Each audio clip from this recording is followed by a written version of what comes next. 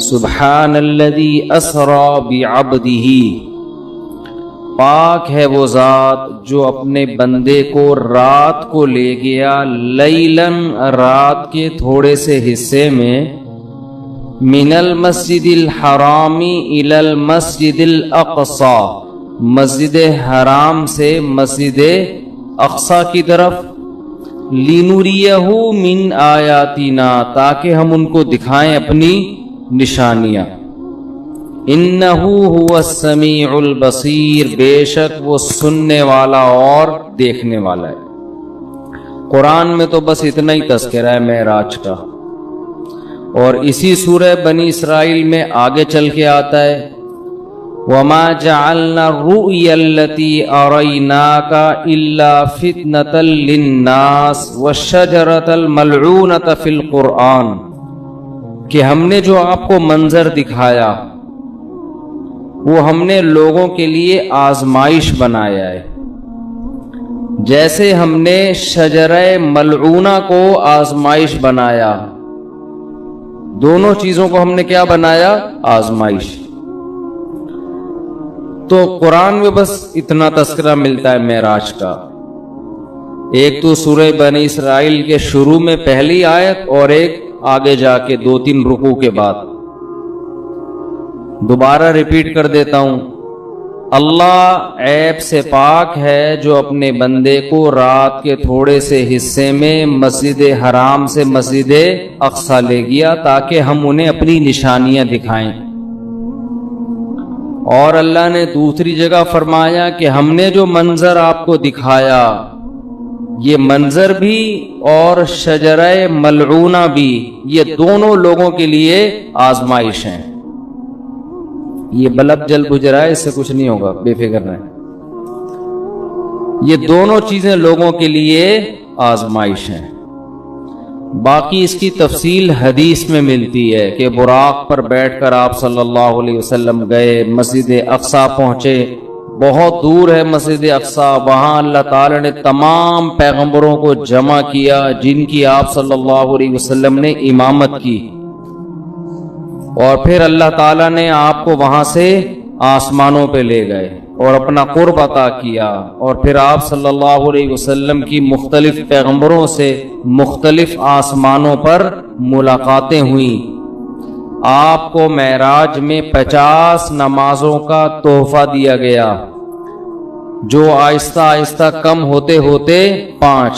اس سے پتہ چلتا ہے کہ بارگیننگ جو ہے نا، بارگیننگ یہ تو اللہ اس کے رسول کے درمیان میں بھی ہوئی ہے۔ لوگ کہتے ہیں جو ہم نے قیمت بول دی بس اسی پہ خرید لو، ایک زبان، ایسا نہیں ہوتا بھائی۔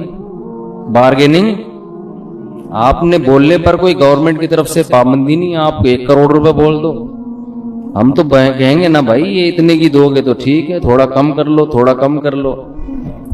تو لچک ہونی چاہیے انسان کی طبیعت میں، یہ نہیں کہ بس ایک ہی زبان ہے جو بول دیا۔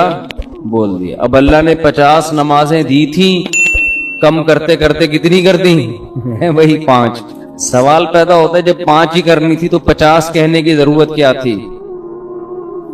یہ ایسا ہی ہے جیسے اللہ تعالیٰ قرآن میں بعض دفعہ مشکل احکام دیتے ہیں لیکن ابھی صحابہ نے عمل کیا نہیں ہوتا کہ اس کو منسوخ کر دیتے ہیں، ایسا بھی ہوا ہے قرآن میں۔ یہ بتانے کے لیے کہ اصل تو ہم یہ حکم دینا چاہتے تھے مگر تمہاری رعایت میں ہم اپنے حکم کو چینج کر رہے ہیں۔ اگر پہلے ہی حکم دیا جاتا نا آسان والا تو پتہ کیا چلتا کہ اللہ اصل کیا چاہتے تھے اور آسانی کر کے کیا چاہتے ہیں۔ تو اصل تو یہ تھا کہ اللہ چاہتے تھے ہم دن میں کتنی نمازیں پڑھیں؟ 50 ٹائم، لیکن اللہ کو پتا تھا کہ یہ مشکل میں پڑ جائیں گے اور جہنم میں جانے والوں کی تعداد اور زیادہ بڑھ جائے گی، اس لیے اللہ نے کہا کہ میں تمہاری رعایت کرتا ہوں۔ جیسے بیوہ عورت کو نکاح کے پیغام سے اللہ نے منع کیا، لیکن اللہ نے فرمایا اللہ کو پتا ہے تم باز نہیں آؤ گے تو اشارتاً پیغام بھیج سکتے ہو، اس زمانے کی بات ہے۔ تو اسی طرح قرآن میں آتا ہے کہ ہم حکم دے رہے ہیں کہ جب نبی کی محفل میں جاؤ تو پہلے کچھ صدقہ دیا کرو، پھر اللہ نے فرمایا ااشفقتم ان تقدموا بین یدی نجواکم صدقہ، تم ڈرتے ہو کہ ہر چیز میں پہلے صدقہ دینا پڑے گا، چلو معاف کیا، نہیں دو صدقہ، ٹھیک ہے نا۔ تو یہ قرآن کی عادت ہے، اس سے اللہ کی رحمت کا پتہ چلتا ہے، اور یہ بھی کہ اسلام کے احکام میں بھی اللہ نے ہمیں یہ بتایا ہے کہ میں بھی تمہاری طبیعت کا، تمہاری کمزوری کی رعایت کرتا ہوں۔ تو جب اللہ ہماری رعایت کر کے احکام دے رہا ہے تو ہمیں بھی اپنے ماتحتوں کا خیال بولو کرنا چاہیے۔ اللہ ہمیں بتاتا ہے کہ اصل تو میں یہ کہنا چاہتا ہوں، یہ چاہتا ہوں حکم ہو، لیکن تم نہیں عمل کر سکو گے، چلو یہ اس پر عمل کرو۔ تو جب اللہ انسانوں کی رعایت کرتا ہے تو انسانوں کو بھی چاہیے کہ وہ ایک دوسرے کی رعایت کرا کریں، اتنا بوجھ کسی پہ نہ ڈالیں کہ بس تیر کی طرح سیدھے چلو تم۔ ایسا نہیں ہو سکتا بھائی، انسان ٹیڑھا میڑا ہے، آڑا ترچھا ہے، اس کو بالکل ہر چیز میں ایکوریٹ کرنے کی کوشش کریں گے نہ، کوئی بھی نہیں ہو سکتا۔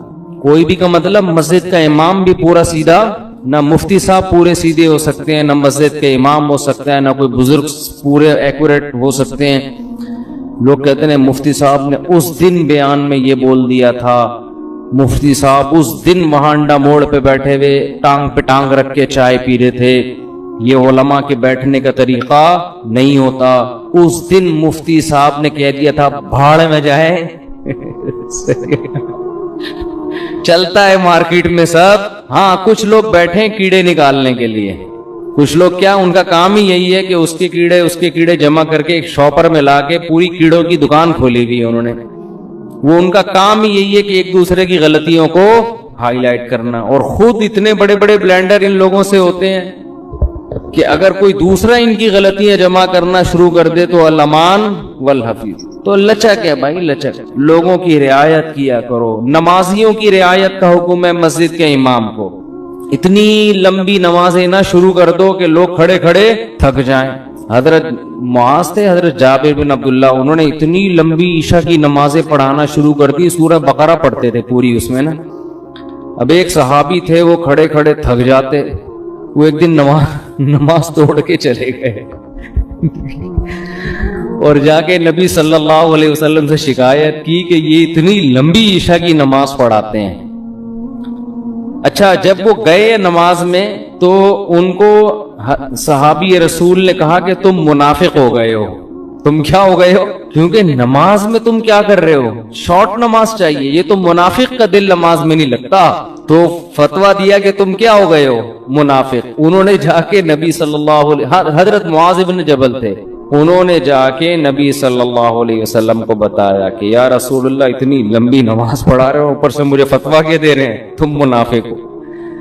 تو آپ صلی اللہ علیہ وسلم نے حضرت معاذ کو بلایا، افتان انت یا معاذ، اتنا غضبناک ہوئے، اے معاذ تم لوگوں کو فتنوں میں ڈال رہے ہو، نماز سے، یعنی تم تو ان کو آزمائش میں ڈال رہے ہو کہ نماز سے ان کے دل میں نماز کی نفرت پیدا کر رہے ہو، اور پھر آپ نے ان سے امامت چھین لی، اور پھر تھوڑے دنوں بعد واپس امامت دے دی ان کو، یعنی تنبیہ کے لیے۔ تو امام کو چاہیے لوگوں کی رعایت کرے، خطیب کو چاہیے بیان میں بھی لوگوں کی رعایت کرے، ان کی مینٹل لیول سے اوپر کی باتیں نہ کرے، ایک دم 4 شادیوں پہ نہ آ جایا کرے، ٹھیک ہے،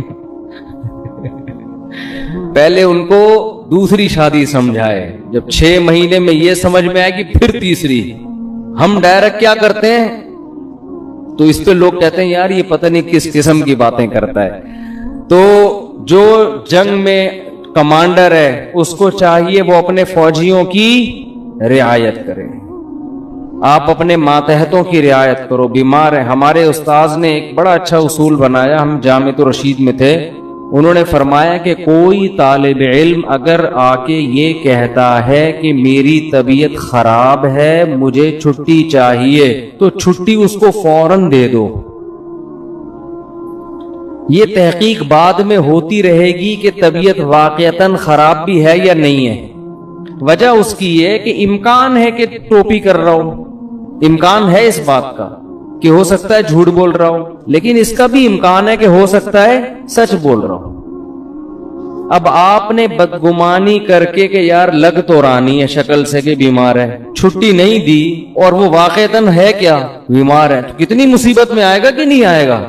تو وہ ہوتی رہے گی تحقیق، لیکن فوراً اس کو رخصت ملنی چاہیے، کیونکہ اس کا خطرہ ہے کہ واقعتاً سچ کہہ رہا ہو